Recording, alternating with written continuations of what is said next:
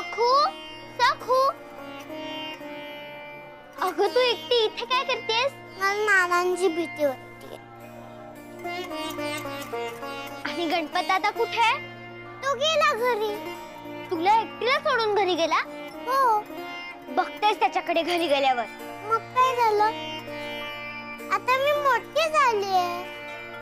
मी आता घाबरत नाही. मी तुझ्यासारखी शूरवीर झालीये. आणि मी झुराई देवीच्या मंदिरात जाते ना. बघ कसली भीती. नानांची भीती वाटते.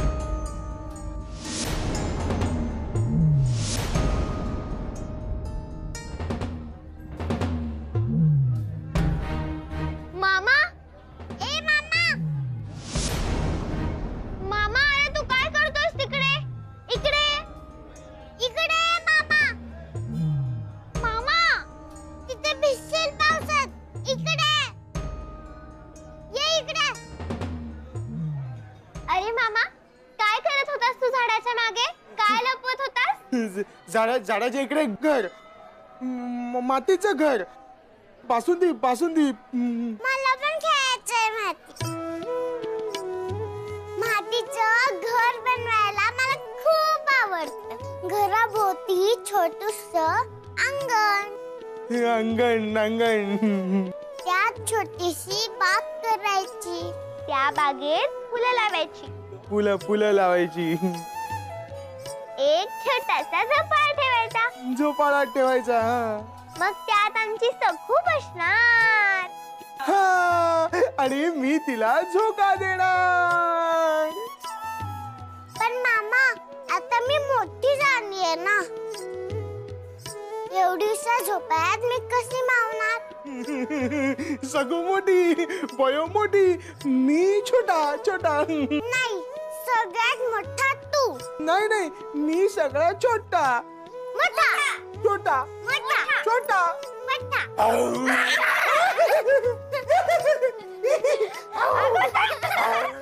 हे सुशीला सारखी मला त्या दागिन्यांबद्दल विचारत होती. माझ्या रूपाचा, माझ्या त्या दागिन्यांचा ना हेवा वाटतो हिला.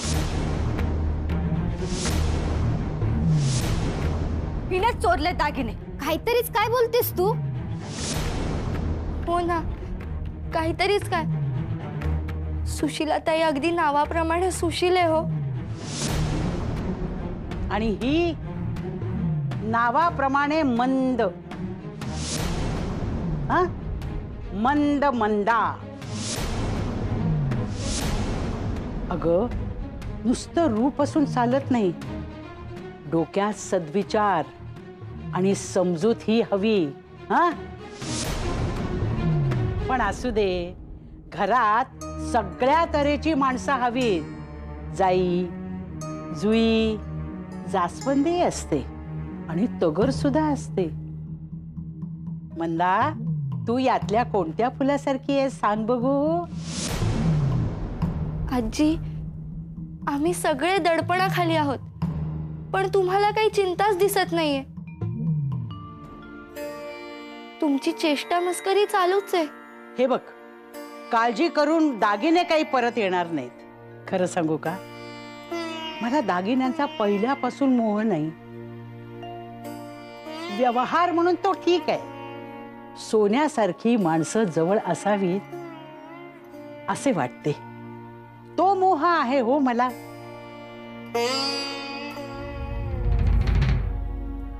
पण तुम्हा तरुण मुलींना दागिन्यांची हौस आहे. असू दे की. हसावे, नटावे, दागिने घालावे, आनंदी राहावे. काही चूक नाहीये त्यात. पण आजी, आता चोर कसा सापडणार? मी सांगते ना, हिनेच लांबवले दागिने. हो ना, मग हिची खोली तपासू. चल. हो. हा, पण हिच्या खोलीत जर काही सापडलं नाही तर मग तुझी खोली तपासणार. काय? हा, चला चला चला चल. सासूबाई का आता कशाला घाबरतेस? चल ना, चल चल ना, चल चल मग चल. सासूबाई पण मामा, तू झाडामागे काय लपवत होतास? हा बासुंदी बासुंदी पुरी पुरी चमक चमक पिंगा पिंगा पिंगा. मला सांग, कसं झालं रे मंगळागौरीचा कार्यक्रम? तू होतास ना तेव्हा घरी? मला खेळायची होती मंगळागौरी. लाट्याबाई लाट्या, टिकीचं पानबाई, झिम्मा, पिंगा, गाठोड सर्व. पण त्यात आपल्या आईने चिमटा काढला, हात मुरगळला, मारलं सुद्धा. मामा, तू पण खेळलास का पिंगा? केलो केलो. झिम्मा फुगडी पिंगा पिंगा. उमा उमा उमा चक्कर चक्कर पडली. उमा काय? उमा त्याला चक्कर आली? हो हो. मग मग गोदा गोदा उमा घरी गेली गेली गेली. अरे देवा, मला माहितच नव्हते हे. बायोताई, आपल्या छोट्या आईने सांगितलेच नाही. तिचं मी चक्कर आली असणार. उमा त्याला तिने चिमटा काढला असणार. सखू असे नाही बोलायचे. किती वेळा सांगितले तुला? आता बरी आहे ना उमा ते? हा हा बरी बरी. बासुंदी पुरी चमचम चमचम. दागिने दागिने. दागिने? दागिन्यांचं काय? बोल ना मामा, दागिन्यांचं काय?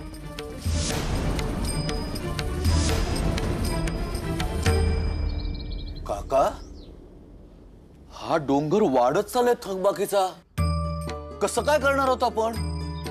आता तुमच्याकडे बघून तलाठ्याने मुदत वाढवून दिले खरी, पण छाती दडपत चालली माझी. बघू, काहीतरी मार्ग निघेल. पण ही चूक माझीच आहे. माझ्याच वागण्यामुळे झाला हा डोंगर. पण मी जोळाई आईला स्मरून सांगतो की मी चूक केलेली नाही. उलट झालेली चूक मी दुरुस्त केली आहे. त्र्यंबकराव, त्र्यंबकराव, त्र्यंबकराव, घात झाला, गहजब झाला. धोळा देवीचे सर्व दागिने आणि दानपेटी सुद्धा चोरीला गेली. काय काय चोरीला? हो. पण दागिने तर कडी कुलपात असतात आणि कडी कुलपातच होते. हा अगदी नीट. देवस्थानच्या कचेरीत मागील 100 वर्षात तसेच होते. हो, आतापर्यंत असं कधी घडलं नाही. काय काय सांगताय काय बुवा? चोरीला? चोरीला? हो. चला आपण देवळात आणि कचेरीत जाऊया आणि प्रत्यक्ष पाहूया. तुम्ही व्हा पुढे, आम्ही आलोच. चल. अरे मामा, सांग ना, दागिन्यांचं काय? दागिने दागिने चमचम लाडू लाडू बासुंदी पिंगा पिंगा पिंगा. आम्हाला पण यायचे होते. पिंगा घालायचं पण तिने येऊच नाही गेले. काय करायचं आता? ती धाकटी आहे ना, वाईट ते दुष्ट आहे. धाकटी आई वाईटच आहे, वाईटच आहे. चांगली आई, चांगली आई राधात आहे, राधात आहे. चांगली गेली देवाघरी, देवाघरी गेली ताई.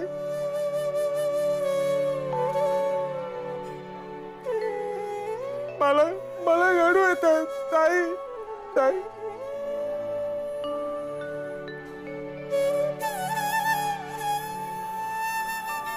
रडू नको. आई काय सांगायची? माणसाने नेहमी हसतमुख राहावे. हो ना? हो. आईचे पण खूप दागिने होते. पाटल्या, बांगड्या, लक्ष्मी हात, चपला हात, चंद्रहार, वाक्या, सोन्याचे फूल. पण हे सगळे नानांनी धाकट्या आईला देऊन टाकले. तिची इच्छा होती हे सगळे दागिने सखूने तिच्या लग्नात घालावे. आता आईची इच्छा पूर्ण राहणार. मला नको दागिने, आई लग्नही नको मला. मला आपली आई परत आणून दे. अगं सखू, किती वेळा सांगितलंय तुला, आपली आई आपल्या जवळच आहे. आपली आई आकाशातून, वाऱ्यातून, ढगातून, पावसातून भेटते आपल्याला, पाहते आपल्याला, फक्त दिसत नाही इतकेच. पण महादेव दादा म्हणतो तूच आमची आई. आई सदा दादा आमचे नाना. तू आता मला धरून ठेवायचेस. मला सोडून कुठेही जायचं नाही.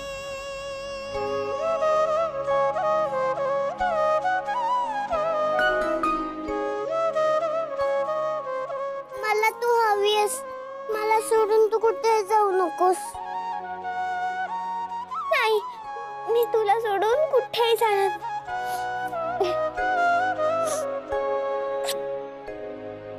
भयो, तुम्ही घरी जा. नाना नाना मारतील. घरी घरी जा, घरी जा. घरी गेलो की नाना मारतील. आपण नको जाऊया, इथेच थांबूया. मला भीती वाटते नानांची. बरं बरं, ठीक आहे. तू घाबरू नको. हा,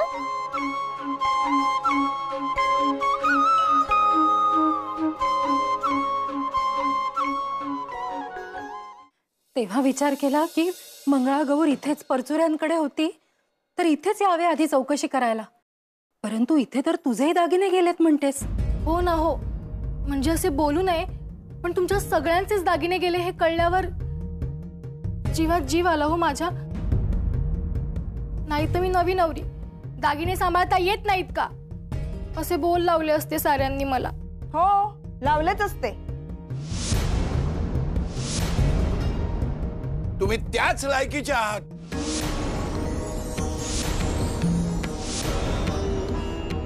काय भांग पिऊन नाचत होतात की काय? शिमगा वाटला का? असे कसे गेले दागिने? मूर्ख बायका, नुसत्या नाचत बसल्या, कुणाचंही लक्ष नाही. आम्ही कष्ट करून मिळवतो, सोने काही झाडाला लागत नाही.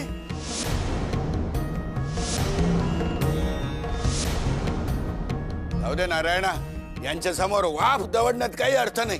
चल आपण गावात जाऊ. सगळीकडे बोलले पाहिजे, त्याशिवाय कसा सापडणार चोर? चल. मी काय म्हणते, मला वाटते आपण सुद्धा लेले बर्वे खरे सगळ्यांच्या घरी जाऊन पाहायला हवे. माझ्या की नाही पोटात दुखते आहे, मी घरीच थांबते. शिवाय मुले आली की त्यांना भूक लागेल ना. तुम्हीच जा. बरे, काळजी घे. हो, चल गोते.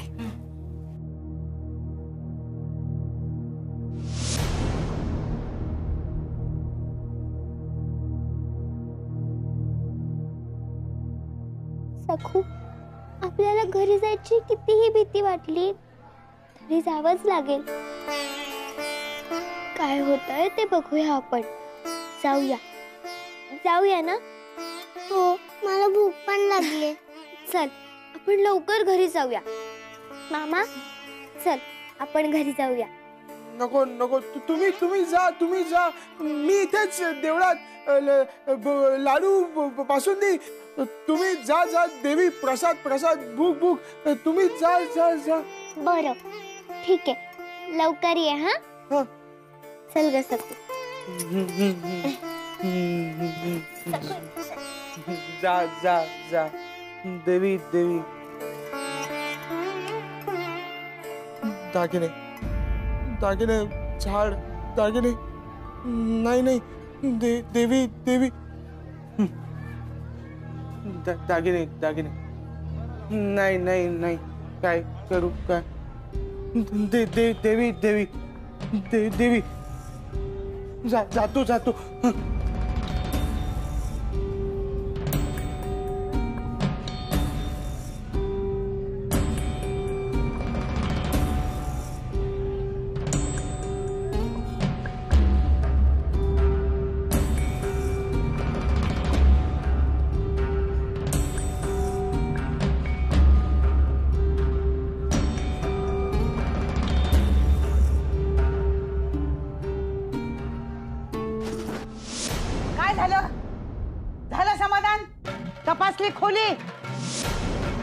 मिळाले का दागिने? नाही ना? मग बोल ना, बोल. तोंड उचकटून जरा सांग. मी हिच्यावर खोटा संशय घेतला. का ग मंदे? बोल ना, आता का तोंड शिवले तुझे?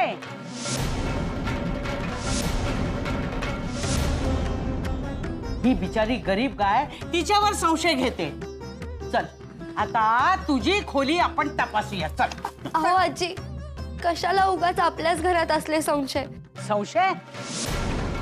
हिने तिच्यावर संशय घेतला की नाही? मग आता आपण हिची खोली तपासू, म्हणजे हिला कळेल कसं वाईट वाटतं ते. हा चल चल. सासूबाई नको. नको, मारीन एक कानफडत. चल. सासूबाई.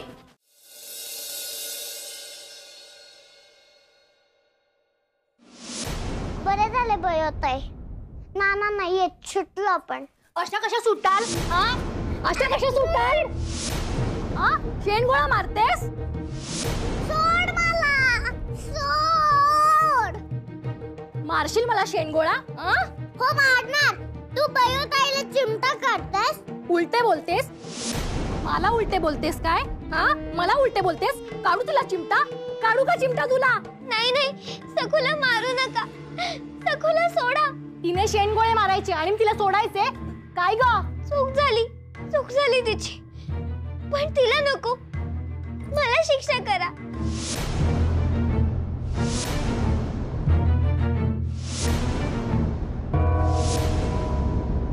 गेल्या 100 वर्षात असा प्रसंग कधी घडला नाही गावात. अहो पण आता घडलाय ना, त्याचं काय? पण मी म्हणतो देवीच्या दागिन्यांना हात लावायची हिंमत होतेच कशी कोणाची? कलियुग, दुसरे काय. कुणाचे म्हणून भय उरले नाही आता. विचारही करू शकत नाही आपण अशा गोष्टी आचरणात येत आहेत. आणखीन काय काय पाहावं लागणार आहे आई झोळाईलाच ठाऊक रे. दिनेश ठरवून केले आहे सगळे. देवी आई कोपली आहे, बायकांचेही दागिने गेले. कोप वगैरे काही नाही हो, निव्वळ हलगर्जीपणा आहे बुवांचा. लक्षात नसतं हल्ली त्यांचं. बायकांचे दागिने काय बुवांच्या हलगर्जीपणामुळे गेले? उगाच त्यांना कशाला बोलला होता? गावात पाप वाढले, पाप.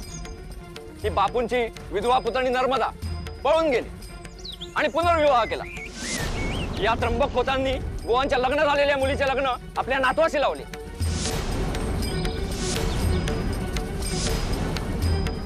सगळी पापे बहुत आहेत, पापे. काही पाप नाही त्यात.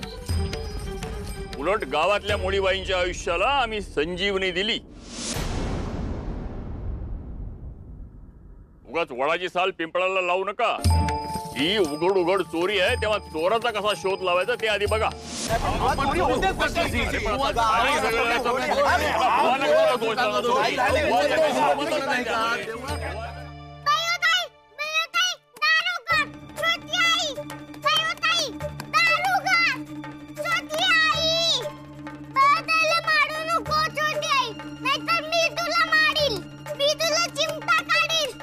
सखूने मला शेणगोळा मारला, हे योग्य केले का तिने? सांग ना, हे योग्य केले का तिने? रागाच्या भरात माझी चिडचिड होते. मी तुला वाटेल तसे बोलते, तुला मारते, पण का? तुझ्या वडिलांमुळे.